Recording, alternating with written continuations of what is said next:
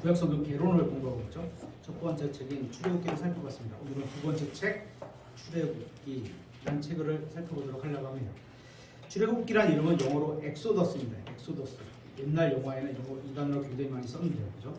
우리나라 말로 번역하면 탈출 이런 탈출. 그래서 좀 우리나라 말로 직역을 하면 이거는 탈출, 애국 그러면 이집트예요. 그래서 이집트 탈출기 이렇게 이해하시면 됩니다. 그래서 그 말이 출애굽기입니다. 출애굽기는 이집트의 압제로부터 이스라엘 민족이라는 한 민족의 구원을 다루는 책입니다. 그래서 민족의 구원을 다루지만 이거를 개인한테가 직접 이렇게 적용하면 어긋난다. 그죠? 그래서 민족의 구원을 다루는 책입니다. 그래서 이 책은 교리적으로 개인의 구원을 다루는 내용이 아니니까 개인의 구원에다 직접적으로 적용하면 이단 교리가 되는 겁니다. 하지만 신약 성경에도 이 출애굽기라는 책은 많은 교훈을 줍니다. 특히 이제 불평을 계속하는 지금 우리 16장 여기 보면요. 출애굽 나오자마자 불평하고 나와서도 또 불평하고 또 불평 계속 불평으로 이어집니다. 그래서 많은 영적 교훈을 얻게 됩니다. 출애굽기 앞에 있는 책은 창세기인데요. 창세기 맨 마지막은 요셉이 죽어 이집트에서 관에 넣는 것으로 끝이 납니다. 출애굽기 50장 26절에 관, 그럼 뭐죠? 죽음을 나타내는 거죠. 당연히 아담 안에서 모든 사람이 죽습니다. 그죠? 출애굽기는 관에 들어간 이스라엘 민족이 다시 일어나는 내용을 다루고 있는 겁니다. 그래서 출애굽기를 구속의 책, 구약의 구속의 책. 구속은 값을 치르고 샀다 이런 거거든요. 하나님께서 이 백성을 내가 샀다 이런 의미로 구속의 책이라고도 부릅니다. 여기서 구속은 값을 치르고 샀다는 말입니다. 출애굽기에 기록된 구속은 예수님께서 갈보리에서 이루신 구속의 가장 큰 어떤 그 예화나 모형이라고 볼 수 있습니다. 출애굽기 1장 1절에는 now, 영어로 now, 이제라는 단어로 시작합니다.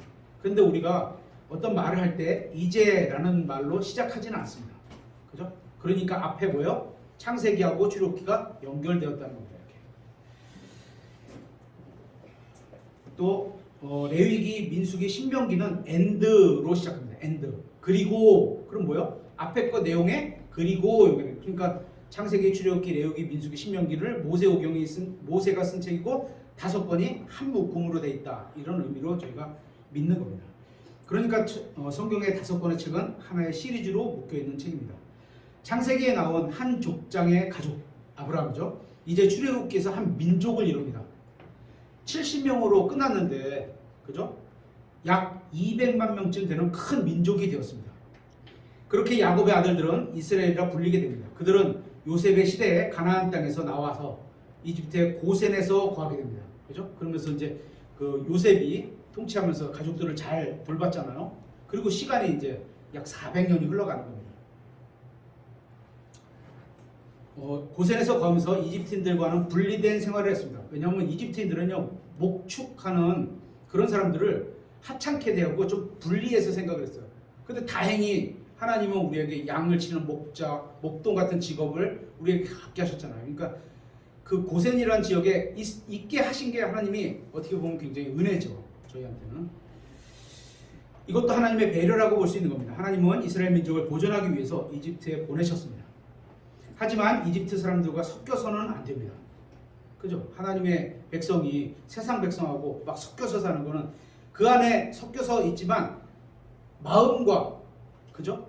안에 있는 내 마음과 육신과 내가 하나님께 드릴 수 있는 모든 것을 그들과 막 섞어서 이렇게 혼잡하게 살면 안 되는 겁니다. 하나님이 원하시지 않는 거죠. 이집트 사람들과 섞여서는 안 되기 때문에 고센이라는 다른 지역에 거하게 하신 겁니다. 창세기 15장 13절에서 16절에는 하나님은 아브라함에게 그의 자손이 400년 후에 가나안 땅을 상속받게 될 거다고 말씀하셨어요. 그래서 요셉이 죽을 때 나중에 나갈 때 가지고 가라 이렇게 말을 하잖아요. 그죠? 또한 그의 후손들 낯선 땅에서 고난을 받게 될 거다 이렇게 예언이 되어 있습니다. 400년 전에 예언이 되어 있는 거예요. 이제 그 말씀하신 때가 되었고 출애굽기에서 이스라엘 백성이 고통을 당하고 울부짖고 그래서 구출되어 도피하고 도망가다가 광야에서 그들은 이제 하나님의 백성으로 살아가는 길을 배우게 되는 겁니다. 그래서 어떤 설교 제목을 보면 광야 학교, 그래서 믿음의 훈련, 그 다음에 고난의 연단, 그죠? 불평을 하는 거 하나님께서 싫어하신다는 거 그런 거를 다 배워서 이제 어디에 영적 전쟁에 있는 요단강을 건너서 가나안으로 들어가서 이제 영적으로 싸우게 되는 거죠. 그게 이제 광야에서 가르침을 배울 수 있는 겁니다. 또 광야에서 가르침을 받았을 뿐만 아니라 체험을 받고 만나와 메추라기, 그죠? 생수 이런 걸로 다 체험을 받고 나중에는 하나님께 경배를 드리게 됩니다. 우리는 출애굽기에서 하나님이 이스라엘을 이집트로부터 데리고 나오심을 통해서 속박으로부터 어떻게 구출되는지, 그죠? 그 과정을 잘 볼 수 있습니다. 그러면서 하나님께서 그들을 데리고 나오셔서 그들과 언약을 맺으시는데 하나님께서 이스라엘 백성과 언약을 세우시는 겁니다. 하나님이 세우시는 거예요. 그러니까 이스라엘 백성이 어겨도 하나님은 그 약속을 신실하게 지키실 거예요. 그죠? 하지만 거기는 조건이 있어. 의로운 백성이 되어야 되고, 그죠? 그런 것들이 있기 때문에 그거를 이제 예수님께서 재림하셔서 1000년 동안 이 땅을 통치하실 때 이제 의로운 진짜 민족으로 만들어 가시는 거죠. 그런 내용을 신약 성도들이 우리에게 영적으로 적용해 보면 우리가 믿음으로 구원받아서 하나님의 자녀가 된 것이고, 그래서 하나님의 자녀답게 살 수 있게 된 겁니다. 그 전에는 영적으로 우리가 하나님의 일을 할 수 있는 능력이 제로라고 성경은 말하죠. 제로. 그거를 다시 새 사람으로 살려서 그 안에 영이 살아나게 하셔서 이제 하나님과 대화도 할 수 있고 교제도 할 수 있고 이렇게 살려놓고 거기가 시작점이죠. 구원받은 게 이제 하나님과 함께 살아갈 수 있는 시작점입니다. 이것이 우리를 구원하신 목적입니다. 하나님께서는 이스라엘 백성이 이제 특별한 보물로 삼으셨습니다. 그래서 하나님 앞에서 이스라엘은 민족적으로 특별한 민족입니다. 우리는 개인적으로 특별한 백성이고 교회로 보면 교회도 하나님께 특별한 민족이 되겠죠. 그죠? 영적인 민족이죠. 민족적으로 특별한 민족인 겁니다. 다시 말씀드리면 출애굽기는 개인의 구원을 다루는 책이 아니라 민족의 구원을 다루고 있음을 꼭 기억해야 합니다. 또 하나님께서는 유대인들에게 국가의 근본을 만드는 법을 주셨습니다. 여기는 종교적인 의식이 들어가 있고 지금으로 말하면 민법, 형법 같은 내용들이 들어가 있는 겁니다. 사람 사이에 둘이 분쟁이 생기면 어떻게 해라. 누가 가축을 빌려갔는데 그게 죽으면 어떻게 해라. 이런 것들이 다 있는 거죠. 율법이라고 번역한 단어는 law입니다. L-A-W, 법률입니다. 다시 말하면 그냥 법률입니다. 우리나라에도 법이 많잖아요. 그죠? 헌법 법률이 있고 형사법 법률이 있고 이렇게 다 법률이 있는 것처럼 어떤 분들은 율법이라고 하니까 마치 종교적인 것만으로 생각하는데 율법은 기본적인 국가의 법률이라고 보시면 됩니다. 하지만 이 율법에는 하나님께서 이스라엘 백성을 통해서 내가 주임을 믿으라고 종교적인 개념이 어느 정도 들어가 있는 거죠. 출애굽기는 세 부분으로 나눌 수 있는데요. 첫 번째 부분은 1장부터 12장까지고 여기에는 노예들이 구원받는 이야기가 나옵니다.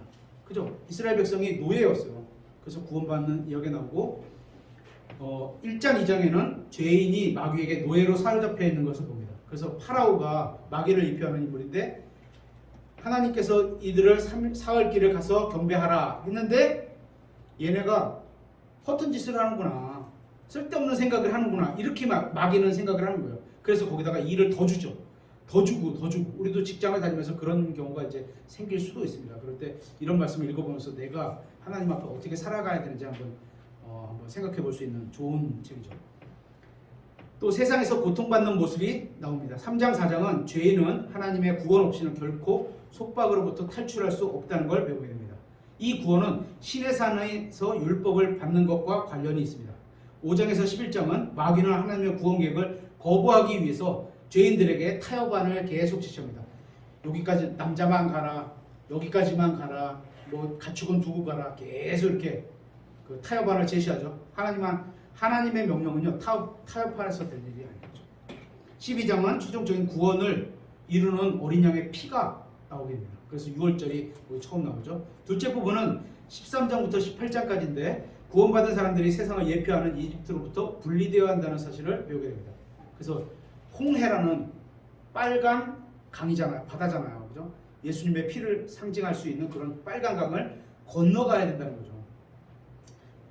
건너가는 게 물에 잠겼다. 모세의 침례라는 표현으로 거기가 신약성경에서 이쪽에서 그 안으로 잠겨서 지나갔다 이런 겁니다. 12장에서 13장은 구원받은 죄인들은 한밤중에 이 세상으로부터 벗어납니다. 언제? 딱 준비하고 있다 딱 가는 거예요. 그죠? 14장 15장은 하나님의 기적이 없었다면 구원받은 사람들은 다시 마귀에게 잡혀갈 것입니다. 17장은 구원받은 사람들은 이집트를 탈출한 후에도 여전히 육신의 공격을 받기 때문에 성령님께 복종할 필요가 있는 걸 나옵니다. 16장 18장은 16장에서 18장은 구원받은 사람의 새로운 삶은 광야를 순례하는 삶을 살게 됩니다. 광야에서는 모든 것에서 하나님을 신뢰해야만 합니다. 먹을 거, 입을 거, 인도함, 그죠? 믿음으로 가는 것도 다 배워갖고 가야 되는 거죠. 셋째 부분 19장부터 40장인데요. 구속받은 사람들이 현재의 상태로 머물러 있으면 안 되고 거룩한 삶, 성화된 삶으로 하나님과 교제를 나눠야 되는데 이들은 계속 그거를 모르고 깨닫지 못하는 거죠. 그죠? 하나님의 말씀에 머물러야 함을 보여줍니다. 19장부터 31장은 구원받은 사람은 아직 하나님이 익숙하지 않기 때문에 거룩함의 의미를 배워가야 합니다. 이 일은 신의 산에서 이루어졌습니다. 그래서 하나님의 말씀을 딱 주셨잖아요. 그죠? 첫 번째 말씀을 딱 주셨는데 내려오다 보니까 뭐가 올려져? 우리 방금 전에 찬양을 했지만 저희 제가 이제 음악을 뭐 전공한 사람은 아니지만 음악을 제가 이제 좀 이렇게 리듬이나 이런 걸 구분을 해보면 첫 박자에 강이 들어가는 게 굉장히 중요해요. 이거를 지금 우리 반주자는 강약, 중강약 아니면 강약, 약, 약 이렇게 치세요. 무슨 얘기인지 아시죠? 앞에다가 쿵, 딱, 딱, 딱, 쿵, 딱, 딱, 딱. 이 리듬은 군인이 이렇게 딱딱 걸어가는 이거하고 똑같아요. 쿵, 짝, 짝, 짝, 쿵, 짝, 짝, 짝. 이거 강, 약, 약, 약 아니면 강약, 중강약 이거죠. 요게 기본 리듬이에요. 근데 이제 그 리듬을 바꾸면 쿵쿵 닥쿵 쿵쿵 닥쿵 이렇게 양약 강약 양약 강약 그러면 세상 음악이 되는 거예요. 순서만 바꿔도 그죠? 그런 차이가 있어요. 그래서 이건 언젠가 이제 저도 더 많이 공부하고 연구해 놓은 책들도 많이 읽어가면서 하나님이 진짜 성경을 통해서 어떤 음악을 우리가 접하기를 원하시는가 배우고 나면 한번 나눠보고 싶습니다. 저도. 그래서 잠깐만요. 네. 어디까지 했죠? 신의 산에서 이루어집니다. 32장은 거룩함이 부족할 때 구원받은 죄인은 심판을 받습니다. 그죠? 우리도 마찬가지예요.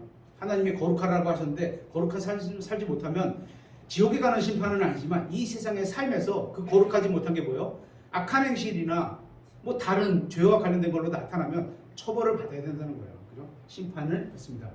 20에서 31장은 구원받은 사람은 이집트에서 탈출한 것을 기억해야 합니다.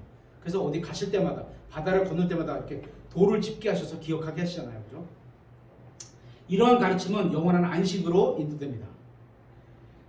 출애굽기 40장은 광야 여정은 성령님의 지도하에 이루어지는 걸로 말씀하고 있습니다. 믿는 사람은 밤낮으로 성령님의 인도를 따라야 합니다. 그래서 낮에는 구름기둥, 밤에는 불기둥. 다시 말하면 낮에는 뜨거운 광야에서 구름으로 막아서 에어컨같이 시원하게 해주고 밤에는 추운 광야에서 뜨거운 불기둥으로 온돌같이 온풍기로 우리에게 따뜻하게 해주고 이런 거로 인도 및 보호를 돌봄을 해주시는 것을 볼 수 있습니다. 35에서 39장을 통해서는 우리를 인도하시는 같은 성령님께서 결코 하나님의 말씀에 위배되지 않게 우리를 인도하신다는 거죠. 그래서 어떤 누구의 어떤 목사님이 또 어떤 누군가가 얘기를 하는데 하나님의 말씀을 빗대서 얘기를 하는데 성경하고 다른 말을 한다. 절대 그건 하나님이 인도하는 길이 아니에요. 우리 출애굽기 40장을 통해서 35장에서 40장을 통해서 그거를 우리가 알게 되는 겁니다. 출애굽기에는 하나님께서 직접 말씀하시는 장면이 67번이 나오는데요. The Lord said, 여호와가 말씀하셨다. 주님께서 말씀하셨다. 이런 표현이 45번 나오고 God said, 하나님이 말씀하셨다. 2번 나오고 He said, 그분께서 말씀하셨다. 13번 The Lord God said, 주 하나님께서 말씀하셨다. 7번 나옵니다. 이런 내용을 보면서 우리가 믿는 하나님은 말씀으로 인도하시는구나 이렇게 믿는 겁니다. 그래서 우리가 성경을 읽지 않으면 하나님의 인도하심을 받을 수가 없다는 거죠. 예를 들어서 일주일에 하루 교회 와서 설교를 듣고 일주일을 살아간다? 이거는 한 끼 밥 먹고 일주일을 살아간다는 거하고 똑같은 거예요. 그러니까 매일 우리가 하나님의 말씀을 적어도 서너 장을 읽어서 우리 세 끼 밥 먹잖아요. 그럼 서너 장을 읽어서 1년에 1독 정도는 적어도 해야 된다는 거죠. 그리고 출애굽기는 영어 킹제임스 성경의 경우 40장으로 이루어졌습니다. 또 1213절과 그리고 32,692개의 단어로 이루어졌습니다. 이게 왜 중요한지 말씀드렸죠? 근데 이제 제가 이게 연구한 게 아니고 여러 명이 썼던 것 중에서 다 같은 단어를 쓴 게 이건데요. 어떤 다른 연구가는 32,685개, 그래서 7개가 차이가 나요. 그래서 뭐 그거는 제가 연구한 게 아니니까 그냥 우리는 뭐 개수 연구하는 사람들이 아니잖아요. 중요하죠. 당연히 빠지면 안 됩니다. 그렇죠? 단어로 이루어져 있습니다. 출애굽기에는 히브리 민족과 그들의 종교의 기원이 기록되어 있는데 출애굽기에서 나온 이스라엘은 아직 가족 단위였습니다. 70명밖에 안 되잖아요. 이제 출애굽기에 이르러서는 민족이 됩니다. 출애굽기에는 많은 상징과 유형과 모형들이 등장합니다. 출애굽기하고 레위기가 제일 많은 상징과 제일 많은 유형이 있죠. 그죠? 이런 것들은 모두 예수님을 상징하는 것으로 볼 수 있습니다.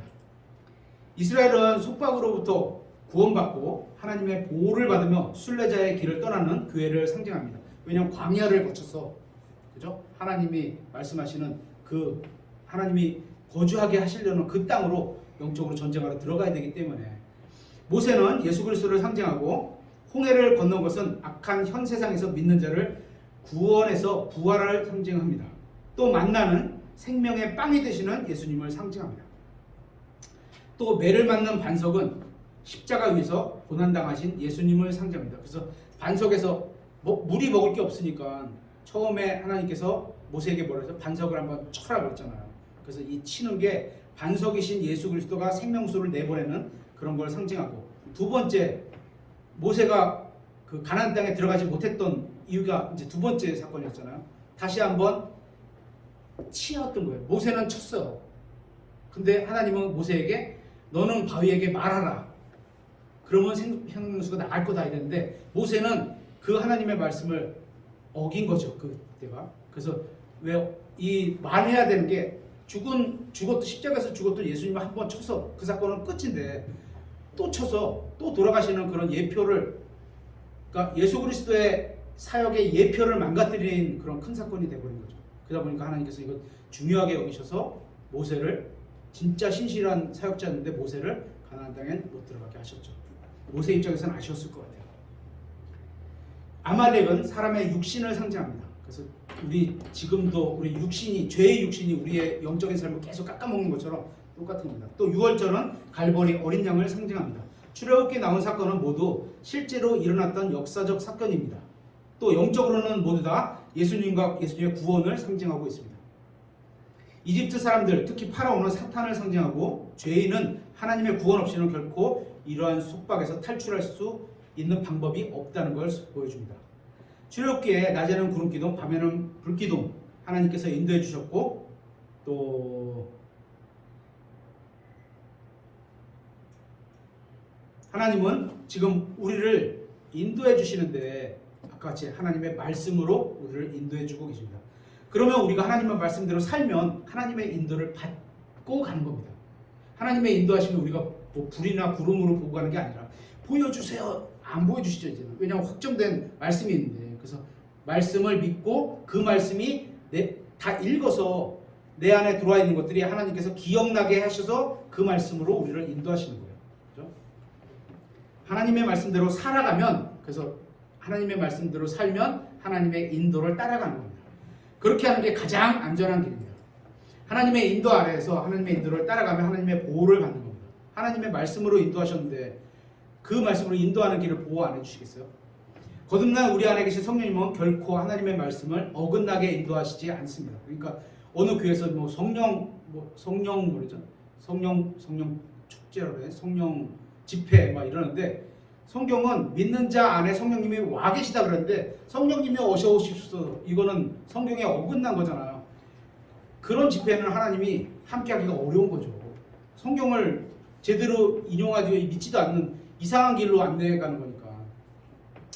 이 책의 기록자에 대해서 좀 살펴보도록 하겠습니다. 예수님께서는 모세가 성경에 처음 나오는 5권, 모세 오경이라는 5권을 기록했다 이렇게 말씀하셨습니다.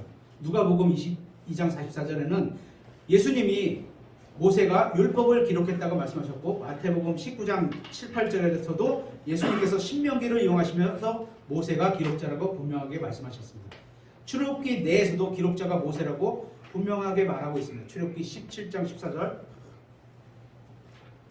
24장 4절, 34장 27절. 오늘 제가 말이 빠르죠. 이게 원래 저희 출애굽기 강의 시작할 때 45분씩 이틀에 했던 거예요. 90분짜리인데 오늘 50분에 이제 압축을 하다 보니까 말이 빠를 수밖에 없는 것 같아요. 이해를 해주세요. 제가 이거 녹화할 때는 약 한 5% 천천히 해가지고 녹음을 지연해서 녹음을 해서 올릴 겁니다. 또 모세가 기록자라고 분명히 말씀하셨고 출애굽기 내에도 이렇게 있습니다. 성경의 저자는 하나님이시고, 그죠? 이 성경의 맨 앞에 5권의 책의 기록자는 모세라고 말씀하고 있습니다. 다만 성경 학자마다 조금씩 다른데 모세의 죽음에 대해서 어떻게 죽음에 대해서 기록을 해놓고 죽을 수 있느냐, 이렇게 해서 어떤 성경 학자들은 모세의 마지막 부분은 여호수아가 했을 수도 있다 이렇게 말을 하고, 그죠? 또 어떤 분들은 아니 요한을 미래의 저 천년왕국으로 데리고 가고 하늘 왕국에 가서 보게 하셨는데 자기도 죽는 걸 보게 하셨을 수도 있지 않겠느냐, 이런 사람도 있죠. 성경에는 누가 기록했다는 말이 정확히 나타나지는 않습니다. 그렇죠? 그래서 거기는 그냥 좀 여유롭게, 저희가 조금 여유롭게, 성경이 명확한 거 아니니까 그럴 수도 있겠구나, 그럴 수도 있겠구나, 이 정도만 하고 넘어가도록 하겠습니다. 그렇죠?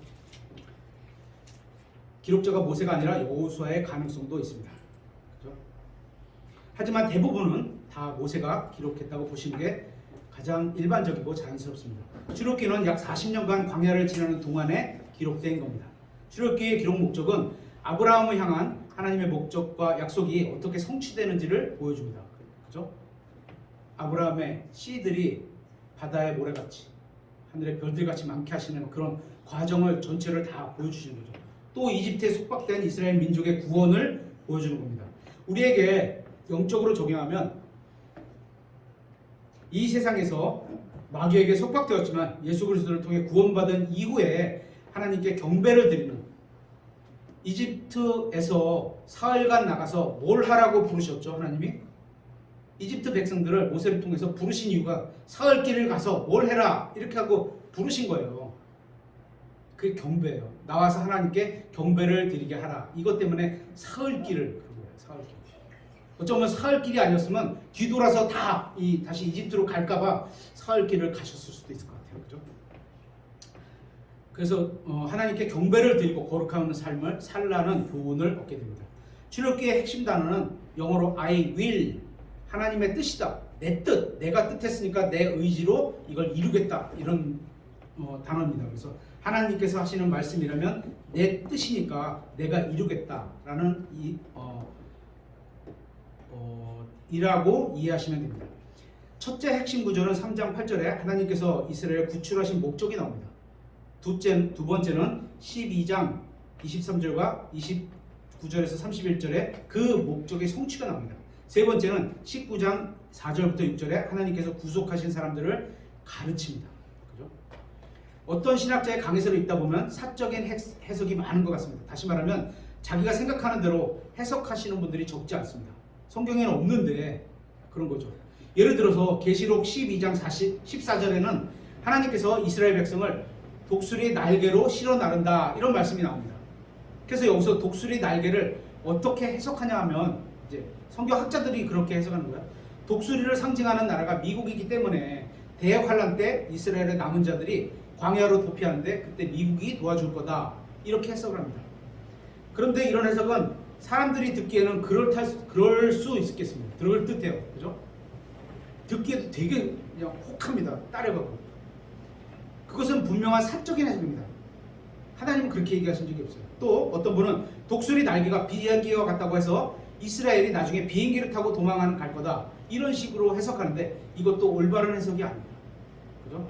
출애굽기에는 이 이집트 사람들을 구출해내는 거를 독수리의 날개에 태워서 나오는 걸로 얘기를 하세요. 그러니까 비행기도 없었고 그때는 미국이 도와주지도 않았는데 왜 그걸 거기다가 그렇게 붙이냐는 거죠. 그러니까 계시록에 지금 이 상황도 출애굽기에 보면은 이렇게 인도하셨던 거를 앞으로 이렇게 하시나 보다, 이렇게 이해하시면 됩니다. 성경 예언을 해석하는 데 있어서는 비행기나 러시아, 중국, 미국이 필요가 없습니다. 성경을 건전하게 해석하려면 문자적으로 해석해야 합니다. 있는 그대로 그냥 받아들이면 되는 거예요. 그냥 우리가 신문 읽고 법률을 읽듯이. 성경이 어떤 사건이 일어난 것을 묘사하는 그런 장면이 하나님께서 이스라엘 백성을 진짜 독수리 등에 태워서 데려가시지는 않았습니다. 그죠? 출애굽기 19장 4절에. 우리는 잘 알고 있습니다. 그냥 하나님께서 이집트 사람들과 파라오로부터 철저하게 보호해 주시면서 데리고 나왔다는 것을 성경은 독수리 날개에 너희를 실어 내게로 데려온 것이라고 표현하고 있는 겁니다. 이제 각 장이 어떤 내용을 담고 있는지 한번 살펴보도록 하겠습니다. 1장에는 이스라엘 백성은 속박된 상태입니다. 새로운 파라오 요셉이 이 파라오는 이집트 왕국의 통치자 호칭이에요. 우리나라 말하면 대통령 이런 거예요. 그죠?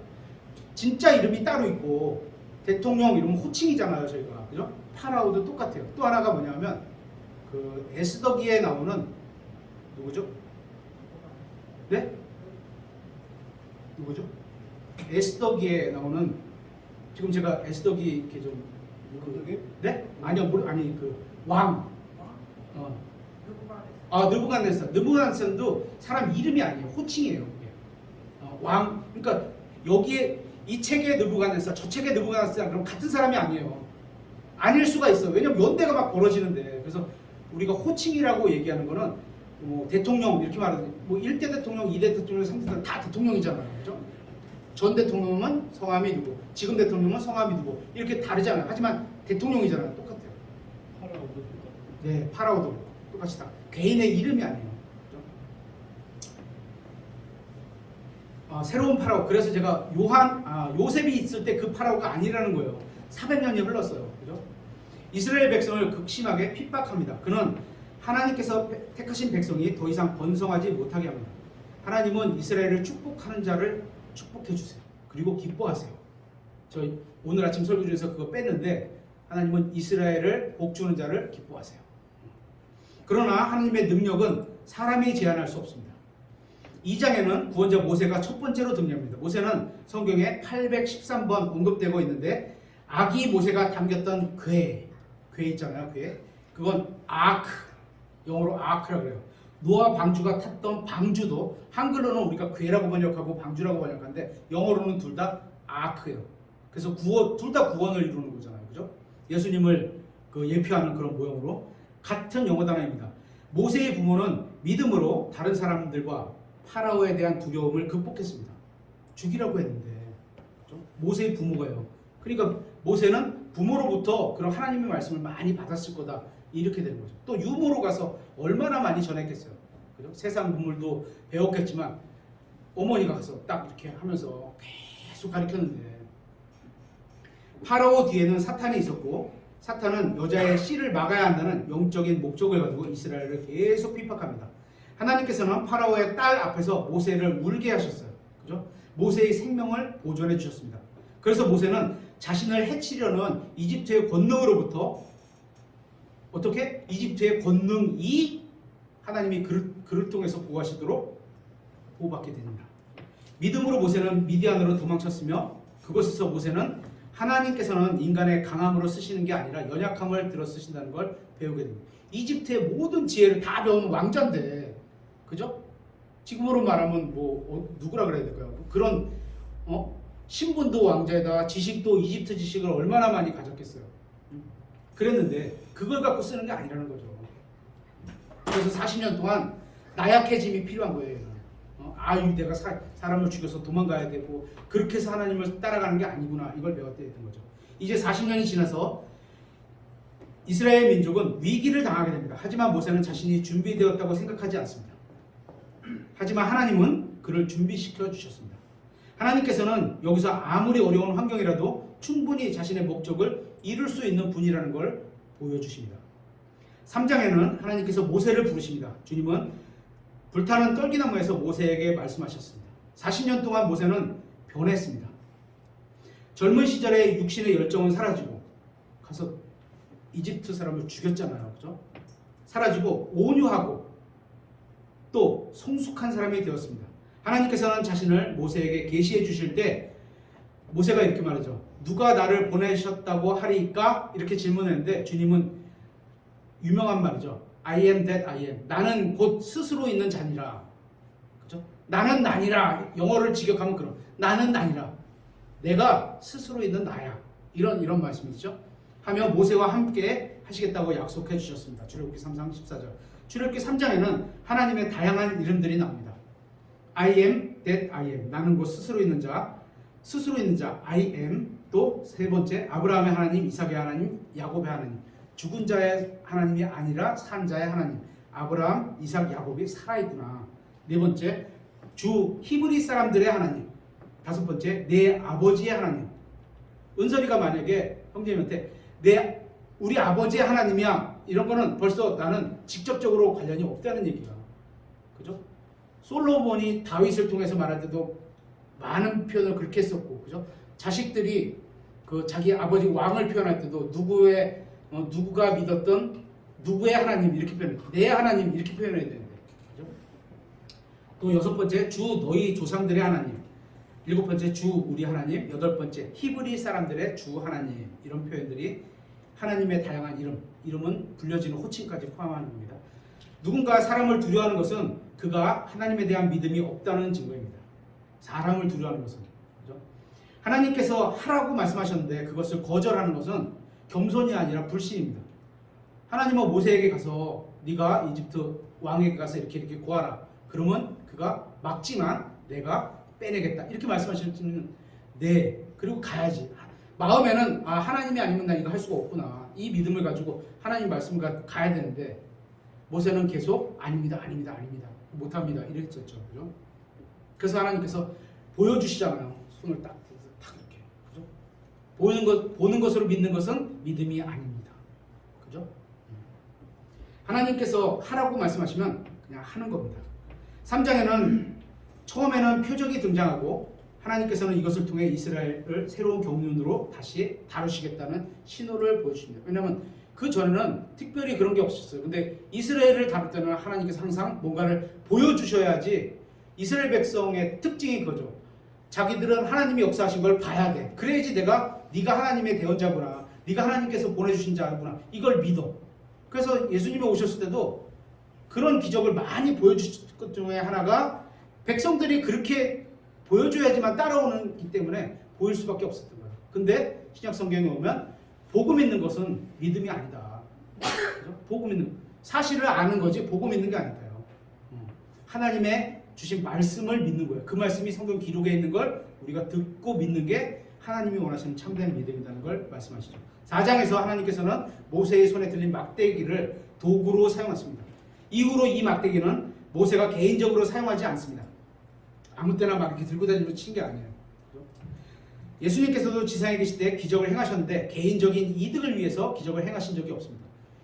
만약에 요새 뭐 은사주의나 이런 거에서 기적을 행하는 뭐 목사님들이 있다고 하고 기도해서 은사를 이렇게 해서 나누는 사람이 있다면, 제가 그런 인사가 있다면 저는 예수님을 믿으라고 큰 병원에 가서 다 기도하고 다니겠어요. 다 태어나게.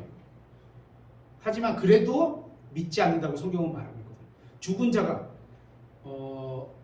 부자와 나사로 예를 보면, 부자가 지옥에 가서 아브라함에게 청을 하잖아요. 죽었던 나사로가 가서 부활해서 다시 살아나서 자기 가족들에게 여기 오지 말도록 복음을 전하게 하면 믿을 거다, 해주십시오, 이렇게 부자가 요청을 하는데 아브라함은 그랬잖아요. 모세가 한 말을 믿지 않으면 그는 그 보고도, 죽은 자가 일어나서 기적을 보고도 믿지 않는다, 이런 거예요. 그러니까 우리는 신앙이 기적을 따라가는 그런 신앙이 아니라는 거죠. 5장에서는 파라오가 이스라엘 백성에게 큰 짐을 주게 됩니다. 못 나가게 하려는 거죠. 모세와 아론은 파라오에게 이스라엘 백성을 가게 하라고 하지만 파라오는 모세가 전한 하나님의 말씀을 무시하게 됩니다. 6장에서는 하나님께서 모세의 기도에 응답해 주시고 하나님께서는 자신이 전능하다는 사실을 보여주시면서 이스라엘 백성을 구출하시는 것은 아브라함과 이삭과 야곱과 맺은 언약 때문이라고 말씀하십니다. 또 6장에서 하나님께서는 I will로 시작하시는 7가지를 말씀하시는데, 내가 하리라, 그죠? 아까 얘기했죠. 내가 너를 데리고 나오리라 하셨어요, 그죠? 또 두 번째, 내가 너를 인도하리라 하셨어요. 세 번째, 내가 너를 구출하리라, 이것도 하셨어요. 내가 너를 내게로 데려오리라, 이것도 하셨어요. 다섯 번째, 내가 너의 하나님이 되리라 하셨어요. 얘네들이 안 선택했던 거죠. 또 여섯 번째, 내가 너를 약속의 땅으로 인도하리라 하셨어요, 그죠? 여호수아에 들어가잖아요, 그죠? 일곱 번째, 내가 네게 그것을 주리라, 이렇게 7가지 약속을 어디에? 이스라엘 백성에게 하셨어요. 우리에게 약속하신 건 아니에요, 그죠? 이게 우리에게 약속했으면 지금 당장 가서 어디 그 이스라엘 지금 땅을 이게 우리에게 주셨으니까 우리가 차지해야 된다. 너네 나가라 이래야 되는 거죠. 근데 우리에게 주신 적이 없어. 그러니까 여기 우리 교회에 다니는 사람들이 이스라엘 가서 여기 우리에게 주신 땅이다 이런 말 안 하잖아요. 그죠? 이 7가지는 여호수아가 끝나기 전에 다 이루십니다. 7장에서는 하나님께서 이집트에 보내신 재앙이 시작됩니다. 7장에서 12장까지는 10가지 재앙이 이집트에 보내신데 재앙의 목적은 이집트의 종교 시스템을 파기하기 위함입니다. 다 이게 이집트인들이 믿었던 신을 개구리, 파리 뭐 이런 것들을 다 신을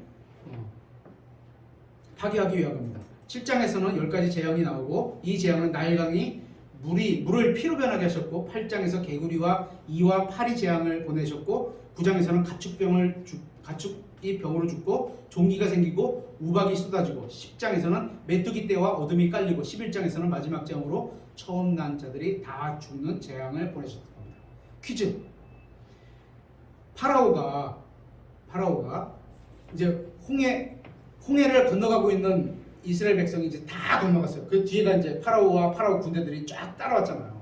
그죠? 파라오가 첫째 아들이었을까요? 아닐까요? 네. 아니에요. 왜 아니죠? 왜냐면 첫째 아들이었으면 바로 거기에 없었을 걸 죽었을 텐데. 그렇죠. 첫째 아들이었으면 6월절 그때 다 죽었어야 되는 거예요. 다 죽었어요. 그러니까 파라오는 적어도 첫째는 아니라는 거예요. 그죠? 네. 감사합니다. 다음 주에 아이스크림 사줄게. 네. 그렇죠. 그리고 하나님이 파라오의 마음을 완고하게 하십니다. 그렇다고 이 완고한 게 지옥에 가라고 완고하게 하신 게 아니에요. 하나님의 기적과 능력을 보여주시려면 어쩔 수 없이 그렇게 하셔야 돼요. 그죠? 하지만 파라오는 언제든지 항상 하나님께 돌이켜서 무릎을 꿇을 수 있었어요. 하지만 그의 마음은 완고함을 계속 받아들였죠. 그래서 하나님의 그 재앙을 계속 보낼 수 있었던 거예요. 파라오도 순종할 수 있었고 하나님께 영광을 돌릴 수 있었지만 파라오는 끝까지 거부합니다. 12장에서 어린 양을 잡아 그 피를 집의 옆 두 기둥과 위의 기둥에 3개를 뿌리게 하심으로 하나님께서 자신의 백성을 구원하시되 그들의 행위가 아니라 뭐야? 하나님의 말씀을 믿어서 그렇게 해놓은 걸 가지고 보고서 넘어가겠다. 이게 6월절이잖아요. 그죠? 응? 어린 양의 피로 구원하시는 내용이 나옵니다. 이 어린 양의 죽음은 하나님께서 사람을 구원하실 때 어떻게 구원하시는지 그 방법을 보여주는 모형입니다. 신약 성경에서 바로 그분이 예수님이시고 구원하시는 방법은 십자가 위에서 대신 죄값을 갚아주시는 것이고 대신 벌을 받아주시는 거고 이런 식으로 아주 구체적인 구원의 방법이 잘 나오는 모형이기도 합니다.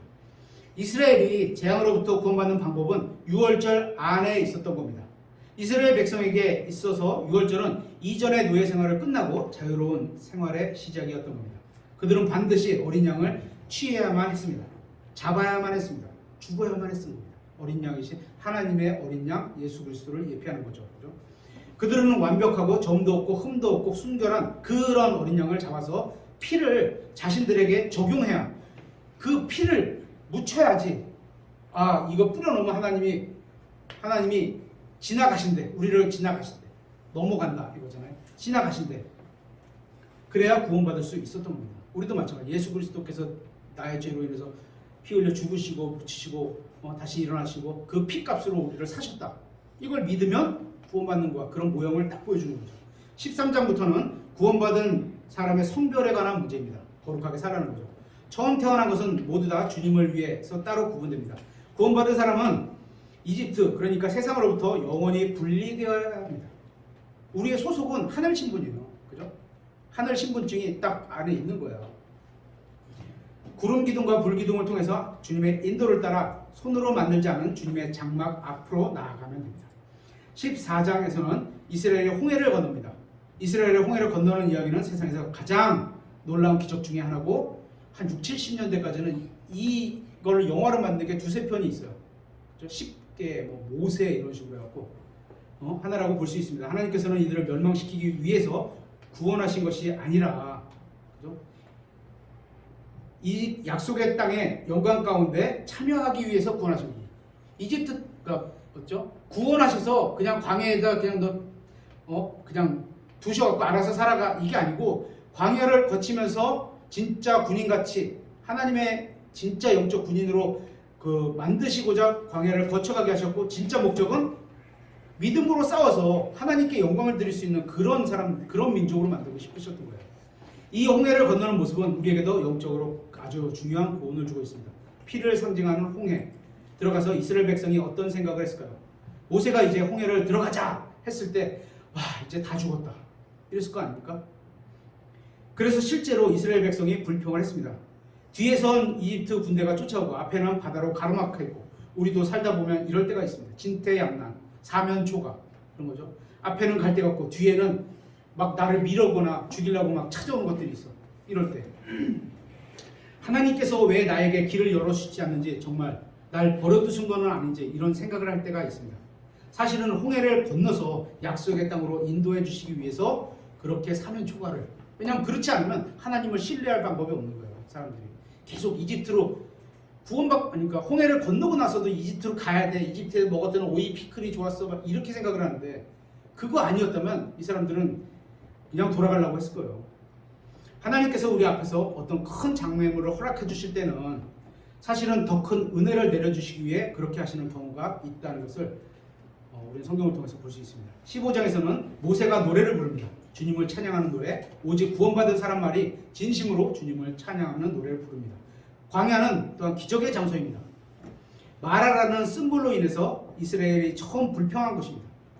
하나님께서 쓴물에 던질 나무를 모세에게 보여주셨고, 나무를 물에 던지자 물이 달게 변해서 마실 수 있게 됐습니다. 이 나무는 두 가지를 예표하기도 하죠. 하나는 예수 그리스도라는 쓴물을 달게 하시는 예수 그리스도, 또 하나는 십자가, 우리의 옛날에 고난된 그 죄에 물려있던 그 쓴 인생을 이제 앞으로 달콤한 인생으로 바꿔주시는 십자가, 그 나무, 두 가지로 적용해 볼 수 있습니다. 우리의 쓴 인생도 우리를 위해서 나무에 달리신 구원자에 의해서만 달게 될 수 있습니다. 하나님의 법칙은 엘림에 이르기 전에 먼저 마라가 있어요. 엘림은 오아시스거든요. 엘림은 오아시스인데 마라는 쓴물이잖아요. 그래서 쓴 과거의 경험, 인생의 경험을 잘 거치고서 거기를 이겨내면 하나님께서 주시는 오아시스, 여기가 있다는 거예요. 그래서 이거 하나님의 법칙이죠. 가나안에 가기 전에 광야를 지나는 겁니다. 촉박한 광야를 지나야지 풍성한 약속의 땅으로 가는 겁니다. 왕관을 받기 전에 먼저 십자가가 있다는 말이 있죠. 그래서 먼저 우리가 고난을 통해서 하나님께서 우리를 거룩하게 하시고 또 믿음을 강하게 하셔서 그 믿음으로 이겨내면 왕관을 주시는 거죠. 그죠? 그래서 왕관을 받기 전에 먼저 십자가가 있습니다. 먼저 나쁜 것을 받고 나중에 좋은 것을 받는 것이 하나님의 법칙입니다. 근데 우리는 안 그렇죠. 좋은 것을 받고 나면 뒤에 거 오면 그냥 다 망그러져요. 16장에서 굶주린 이스라엘 백성은 만나를 통해서 체험을 받게 됩니다. 이스라엘 백성은 영적인 것보다 물질적인 것들을 추구했습니다. 그러면서 이스라엘 백성은 계속 불평을 합니다. 하나님께서는 이들에게 빵과 고기를 주셨습니다. 만나만 주신 게 아니라 고기도 주셨습니다. 그렇게 사람들은 자신의 생명과 매일의 양식이 하나님께 달려있다는 것을 배워야 했습니다. 일용할 양식이 있는 거죠. 그렇죠? 광야를 통해서 하나님께서 여러 가지 교훈을 가르쳐 주시는데 그 중에 하나가 바로 매일의 양식을 하나님께로부터 받아야 된다는 겁니다. 17장에서 모세가 막대기로 바위를 치자 물이 나왔습니다. 생명의 빵을 주신 그분은 생명의 물도 주시는 겁니다. 그래서 그 고린도전서에 보면 영적인 반석이 그리스도다 이렇게 우리가 쳤던 게 그렇게 표현하죠. 하지만 생명의 물을 얻기 위해서는 반드시 반석을 막대기로 쳐야만 합니다. 계시록을 보면 값없이 생명수를 취하라고 말씀하고 있고 거기서 말하는 생명수는 예수님입니다. 이렇게 출애굽께서 말하는 반석도 예수님을 상징하는 겁니다. 이 반석을 막대기로 친 것이고 반석에서 물이 나왔습니다. 물은 사람을 살리게 합니다. 생존을 위해서 가장 필요한 게 물입니다. 음식은 일주일 동안 먹지 않아도 살지만 물은 일주일 동안 먹지 않으면 죽습니다. 이 물은 예수님을 상징한다는 겁니다. 18장에는 모세의 장인 이드로 얘기가 나옵니다. 이드로에 대해서는 많은 신학자들이 논쟁 중에 하나의 인물입니다. 이방인입니까? 이드로는 통치자였고 제사장이었습니다. 또 하나님을 믿는 사람이었는 것으로 보입니다. 그래서 항상 모세에게 조언할 때요, 맨 마지막에 뭐라 그러냐면 네가 믿는 하나님께 구해라 이렇게 해요. 그죠? 다 얘기하고 근데 그걸 사람들은 안 찾아보는 거죠.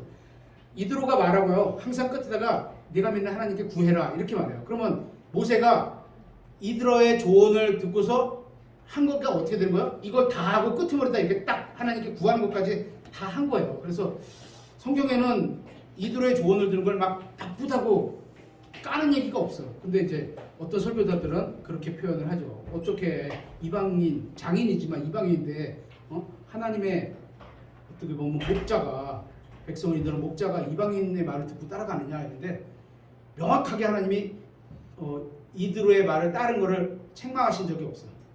제 기억으로. 그리고 다음에 한번 보세요. 이제 우리 출애굽기 공부하니까 이제 보시겠는데 거기 보면 맨 마지막에 보면서 하나님께 물어보라고 딱 이렇게 써 있어요.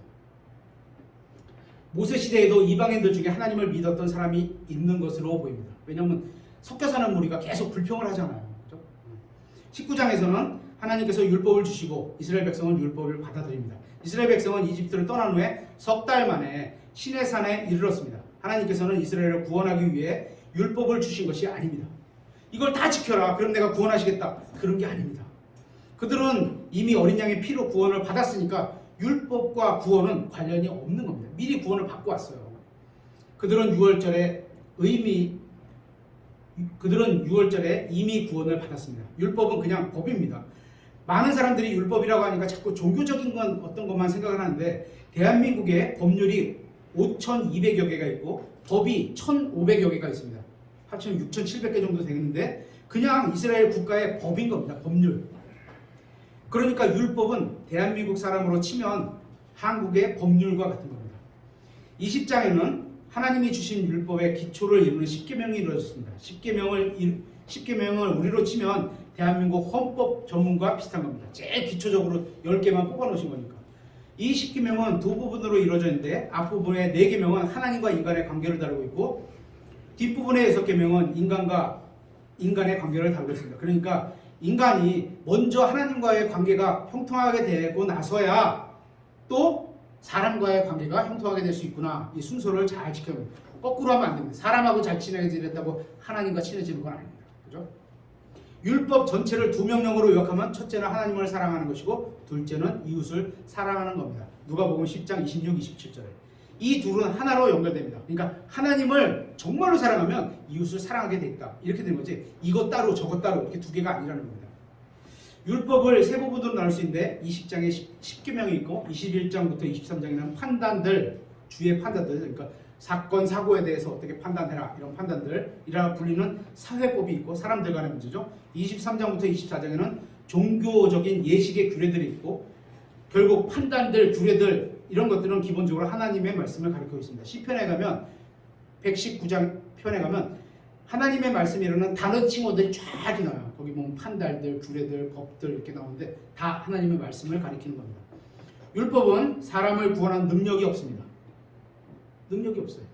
율법 자체로는 의롭고 거룩하지만 거기에는 사람을 구원하는 능력이 없습니다. 율법은 인간이 하나님 앞에서 과거에 죄인이었고 현재도 죄인이라는 사실을 보여주기 위해서 주신 겁니다.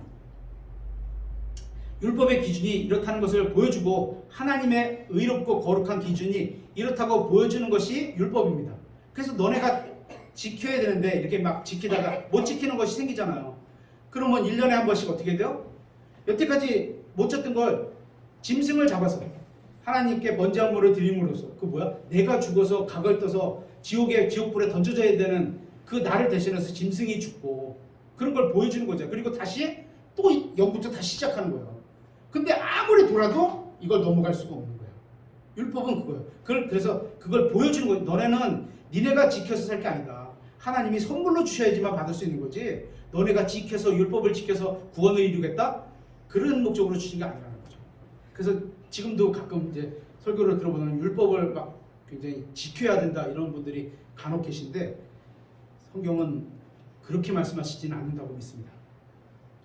율법을 주신 또 다른 목적은 평화를 주시기 위함입니다. 왜냐하면 사회법은 사람하고 사람과의 관계를 나타내는 건데 이게 누구 하나만 편을 들 수는 없잖아요. 그래서 적정한 판단을 하나님께서 주셔서 빨리 원수되지 않고 평화롭게 지내라 라고 해서 주신 목적이 있는 겁니다.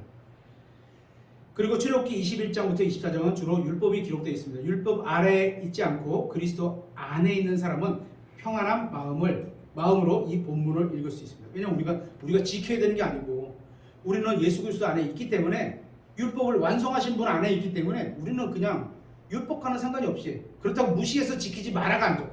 선한 말씀이세요. 하지만 지켜서 뭔가를 이루어야 된다. 이거는 아니라는 거죠. 그죠?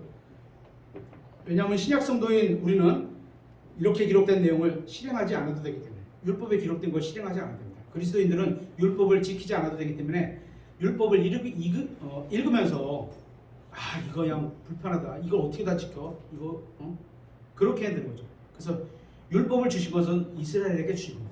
21장에서는 주인과 종에 대해서 다루고 있습니다. 율법은 분명하게 다른 사람을 죽게 한 자는 사형에 처해야 한다고 말씀하고 있습니다.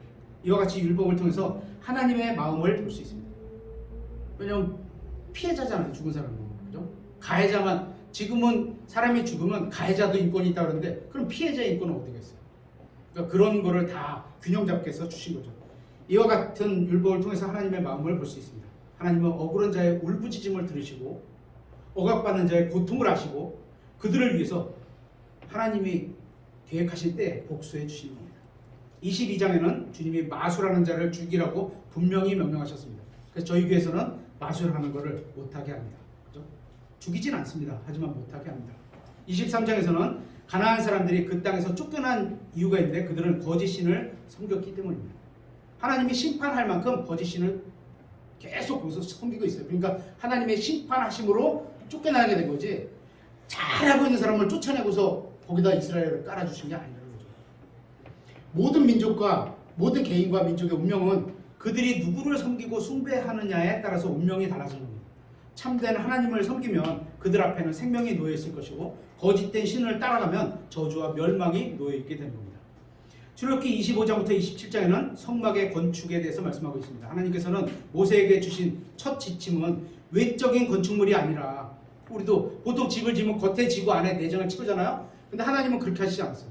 우리도 이런 걸 통해서 안에를 채우고 안에 있는 걸 다 만들게 하시고 바깥을 만드셨으니까 우리 하나님 앞에서의 우리의 속사람, 마음, 생각, 의도 이런 게 더 중요하다는 거죠. 하나님 보실 때는 이런 걸 배우게 되는 겁니다. 신약교회도 적용하자면 예배당을 크고 멋지고 아름답게 꾸미는 게 이전에 뭐 그게 나쁘다고 하진 않겠어요. 하지만 그거 이전에 먼저 갖춰야 할 것은 성도들이 겸손하고 온유하고 거룩하고 신실하고 정직하고 순종하는 마음이 더 중요하다는 겁니다.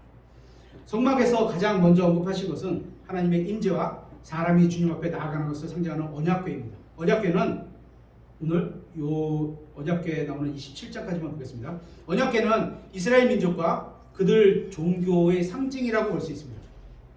이스라엘 민족의 중심에는 항상 언약궤가 있습니다. 그래서 언약궤가 예루살렘으로 들어올 때 다윗이 어떻게 했다고요? 춤을 췄잖아요. 그렇죠? 얼마나 기뻤으면 춤을 췄겠어요. 그렇죠? 그 언약궤는 이스라엘의 구심점 역할을 합니다. 왜냐하면 언약궤 위에는 항상 하나님의 말씀을 보시는 긍휼의 자리가 있거든. 우리가 뚜껑을 열어놓으면 하나님의 말씀이 있는데 율법이 있는데 뚜껑을 닫아놓고 하나님의 율법을 뚜껑을 닫아놓고 그 위에서 우리가 만나시는 하나님을 만나는 거거든요. 뚜껑을 열어놓고 율법을 펴가지고 하시는 하나님이 아니라 덮어놓고 긍휼의 자리, 내가 못된 짓을 했는데도 불구하고 처벌하시지 않는 게 긍휼이에요. 못된 짓을 했는데도 처벌하시지 않는 게 긍휼이에요. 그러면 뭐야? 내가 죄인으로서 하나님 앞에 나아갈 수 있다는 거잖아요. 그런 자리가 긍휼의 자리인 겁니다.